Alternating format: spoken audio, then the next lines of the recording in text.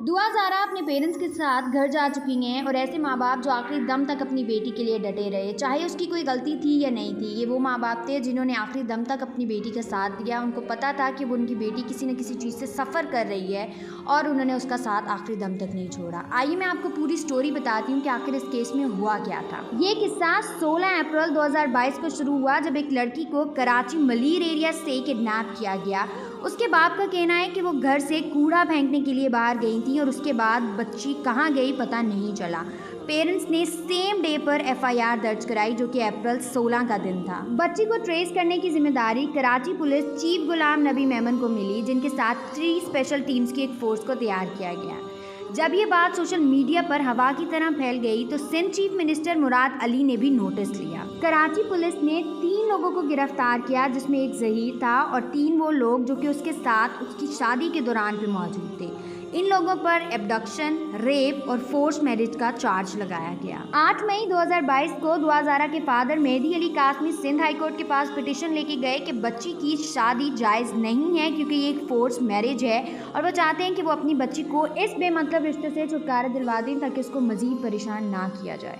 11 मई 2022 को Sindh high court ने order दिया कि वो मामले की तह तक पहुंचे और 19 मई को केस की तमाम तफसीलात के बारे में आगाही फ्राहम करें। 20 मई 2022 को सिंध पुलिस ने बच्ची के मेडिकल एग्जामिनेशन के लिए पिटीशन दायर की जो कि जस्टिस मजिस्ट्रेट लाहौर ने डिसमिस कर दी। 24 मई 2022 को सिंध हाई कोर्ट ने इस बात के ऑर्डर किए कि बच्ची को जल्द से जल्द ढूंढा जा सके और अथॉरिटी से कहा गया कि बच्ची को मंजर आम पर 30 मई तक लाया जाए। 28 मई 2022 को सिंध हाई कोर्ट ने इस बात का ऑर्डर दे दिया कि अगर बच्ची को 2 दिन में अदालत के अंदर पेश ना किया गया तो जनरल पुलिस इस बात पर सख्त एक्शन ले सकती है। 31 मई 2022 को आईजीपी सिंध को एक नोटिस भेजा गया जिसमें बताया गया कि बच्ची को क्यों अभी अदालत में जाहिर नहीं किया जा सकता, जिस पर सिंध हाई कोर्ट ने ये ऑर्डर दिया कि अगवाकुन बच्ची दुआ ज़ारा को 3 जून तक अदालत में पेश किया जाना चाहिए। 5 जून 2022 को लाहौर पुलिस ने दुआ ज़ारा और उसके हस्बैंड जहीर को बहावल नगर से पकड़ा और उनको सिंध पुलिस के हवाले कर दिया। सिंध पुलिस फर्दर ट्रायल्स और इन्वेस्टिगेशन के लिए उनको सिंध हाई कोर्ट कराची ले गई। 6 जून 2022 को सिंध पुलिस ने दुआ ज़ारा और उनके हस्बैंड जहीर को कोर्ट के सामने पेश किया। कोर्ट ने ये ऑर्डर दिए कि बच्ची को मेडिकल इन्वेस्टिगेशन के लिए किसी शेल्टर होम में ले जाया जाए और उसके टेस्ट करवाए जाएं। इसी दौरान दुआ ज़ारा ने कोर्ट के सामने इस बात का बयान दिया कि I was not kidnapped, I married Zaheer of my free will and want to live with him, जिसका मतलब ये था कि मुझे किडनैप नहीं किया गया था, मैंने जहीर के साथ अपनी मर्जी से शादी की थी और मैं उसी के साथ ज़िंदगी गुजारना चाहती हूँ। बच्ची का बाप कॉन्स्टेंटली इस बात पर अग्री नहीं कर रहा था कि उसकी बच्ची ने शादी अपनी मर्जी से की है क्योंकि वो कह रहा था कि ये किडनैपिंग का केस है और मेरी बच्ची ऐसा नहीं कर सकती। 8 जून 2022 को फाइनल रूलिंग केस के दौरान सिंध हाई कोर्ट ने कहा कि बच्ची अपनी मर्जी से डिसाइड कर सकती है कि वो किसके साथ रहना चाहती है और किसके साथ नहीं। कोर्ट ने यह भी कहा कि बच्ची की बातों से कहीं से भी नहीं लग रहा कि ये किडनैपिंग केस है, बल्कि ऐसे लग रहा है कि बच्ची इस बात पर आमादा है कि वो जहीर के साथ ही अपनी ज़िंदगी गुजारना चाहती है। 16 जून 2022 को सिंध पुलिस ने हाई कोर्ट पर दबाव डाला और वे चाहते थे कि एफआईआर को कैंसिल कर दिया जाए और जहीर को बरी कर दिया जाए क्योंकि दुआ ज़ारा खुद इस बात को तस्लीम कर रही थी कि ये किडनैपिंग केस नहीं है। 18 जून 2022 को दुआ ज़ारा के फादर ने सुप्रीम कोर्ट से मदद मांगी और उन्होंने कहा कि वो सिंध हाई कोर्ट के फैसले को नहीं मानते।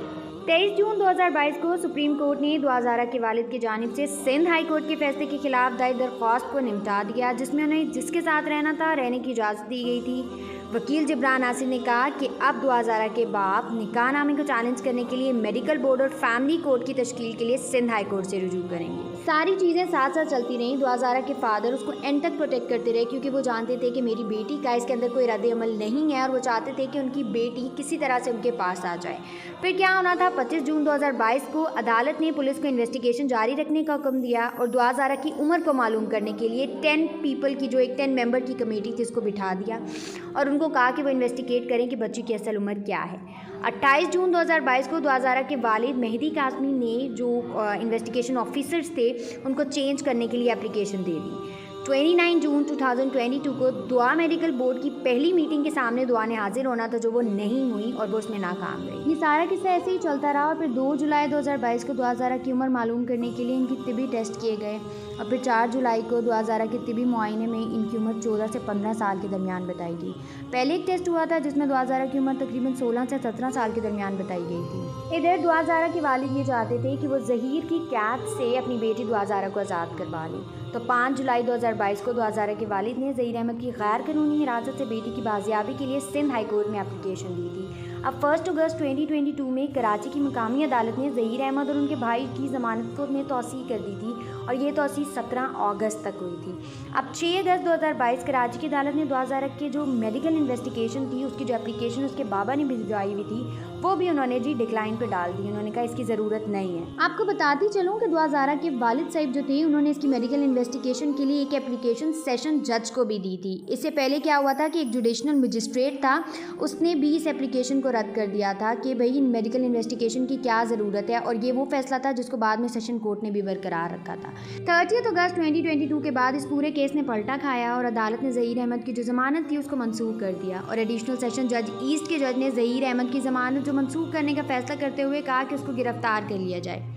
अदालत ने केस से जो इल्ज़ामात थे रेप के, उसको भी उन्होंने ख़त्म कर दिया, क्योंकि वो ये कह रहे थे कि भाई बच्चों ने ख़ुद अपनी मर्ज़ी से निकाह किया। जब जोड़े ने अपनी मर्ज़ी से निकाह किया है तो फोर्स मैरिज या फिर रेप का कोई केस नहीं बनता। आखिरकार 2011 के वालिदैन की दुआएं कबूल हुई और 6 जनवरी 2023 वो दिन था जब सिंध हाई कोर्ट ने दुआ को वालिदैन के साथ घर जाने की इजाज़त दे दी। अदालत ने वालिदैन को हदायत की कि नौजवान को मुकम्मल तहफ़्फ़ुज़ फराहम किया जाए और 10 लाख रुपए उन्होंने ये कहा था कि आपको सिक्योरिटी फ़ंड जमा करवाना पड़ेगा ताकि बच्ची जी महफूज रहे और उनके साथ रह सके। ये पूरा किस्सा तमाम लड़कियों के लिए एक बहुत बड़ा सबक है। लड़कियों इस बात को ज़रूर सोचा करें कि जब आप एक इंसान के लिए भागती हैं तो आप अपनी 10-10 साल की, 12-12 साल की या फिर 20-20, 25-25 साल की ज़िंदगी में अपने वालिदैन के साथ क्या कर कर जाती हैं। सिर्फ वही होते हैं जो एक्चुअली आपके लिए फ़िक्रमंद होते हैं और आपकी परवाह करते हैं। उनको निराश करके या फिर उनको रुला के आपको ज़िंदगी में कुछ नहीं मिलेगा। इसलिए think before leaving your homes and deciding about your partners. खैर, इसी सब के साथ ये किस्सा अपने इख्तिताम को पहुंचा और ये एक लंबा किस्सा था जो बड़े लंबे अरसे से चलता आ रहा था। आखिरकार 2000 अपने घर चली गई और होपफुली वो अपने माँ बाप के साथ जाकर दोबारा खुश होंगी और ऐसी कोई गलती नहीं करेंगी जो अब पहले उन्होंने की थी। हम उनके लिए दुआ गो हैं कि अल्लाह उनकी ज़िंदगी में कामयाबियाँ पैदा करे।